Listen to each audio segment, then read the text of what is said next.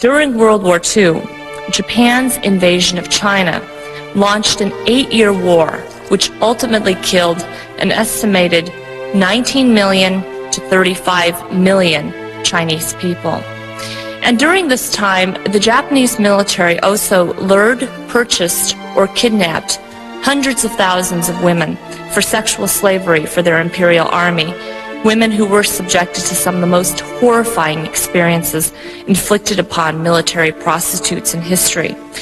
More people would die from the rape of Nanking than from the atomic blasts at Hiroshima and Nagasaki combined. The Japanese military had issued a kill all captives order at the time, which seems to have come as a directive from some of the highest levels of military power. Across the city, the army machine-gunned tens of thousands of Chinese men, or buried them alive, or used them for bayonet practice, or decapitation contests, or thousands of men were simply sprayed with gasoline and set on fire.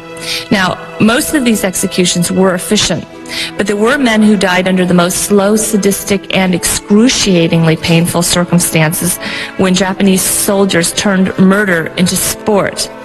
After killing most of the men in the city in this fashion, the Japanese army then turned their attention on the Chinese women. In the city of Nanking, no woman was safe. Japanese soldiers raped great-grandmothers over the ages of 80, along with children under the ages of 8. In the end, the Japanese raped more than 20,000 women and girls in Nanking, and some estimate that the figure is probably as high as 80,000 women and girls.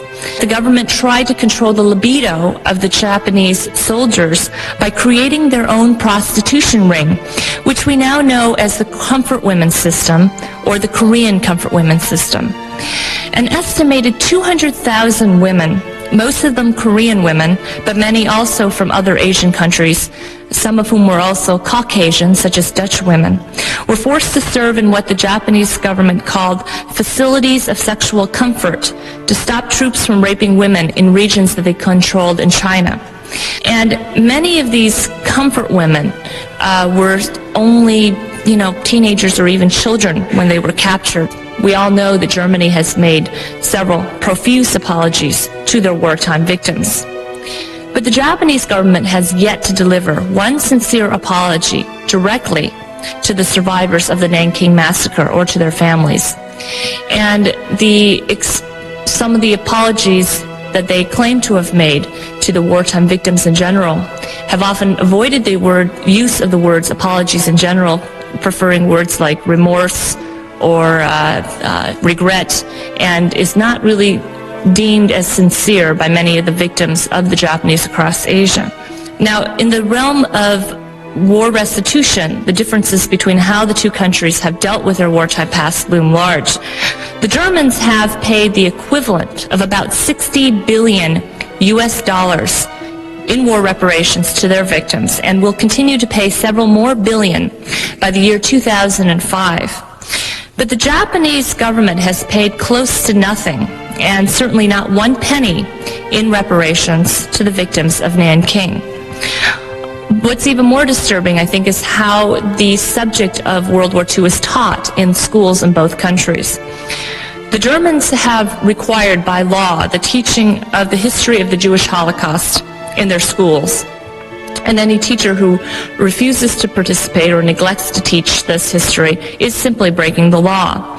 But the Japanese government, far from mandating the study of their World War II aggression, has, through the Ministry of Education, openly impeded the efforts of textbook authors to do so in that country, and have even censored, whitewashed, or distorted details of the Nanking atrocities and other wartime crimes from school textbooks, despite a 3-decade-long lawsuit waged against the Ministry of Education by textbook author and historian Anaga Saburo.